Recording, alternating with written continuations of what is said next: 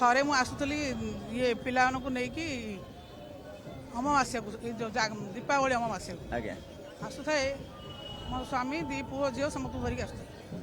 Khordha bypass ପାଖରେ ବସ୍ଟେ ଓଲଟି ପଡ଼ିଲା ଯେ ଆମର ପୁରା ଗୋଟେ ବିଲକୁ ଓଲଟି ପଡ଼ିଲା। ମୁଁ ଚାହୁଁଥାଏ ଆପଣ ସେ ବସରେ ଅଛନ୍ତି? ସେ ବସ୍ରେ ଥିଲି ମୁଁ, ମୋର ଜିନିଷପତ୍ର ସବୁ ଯାହା ଜିନିଷପତ୍ର ହେଇକି ପଡ଼ିଛି। ମୁଁ ଖାଲି ଖୋଜୁଥାଏ ମୋ ସ୍ୱାମୀ କୁଆଡ଼େ ଗଲେ, ମୋ ପୁଅ ଝିଅ କୁଆଡ଼େ ଗଲେ। ସେମାନେ କ'ଣ କରୁଛନ୍ତି, ସେ ସାଇଡ୍ ପଟେ ଯାଇକିରି ଉପରେ ବସିଥିଲେ ମୋ ସ୍ୱାମୀ। ମୁଁ ପୁଅ ଝିଅକୁ ଖୋଜିଲି, ତାଙ୍କୁ ପାଇଲି, ତାଙ୍କୁ ଆଉ ଦେଖିଲିନି।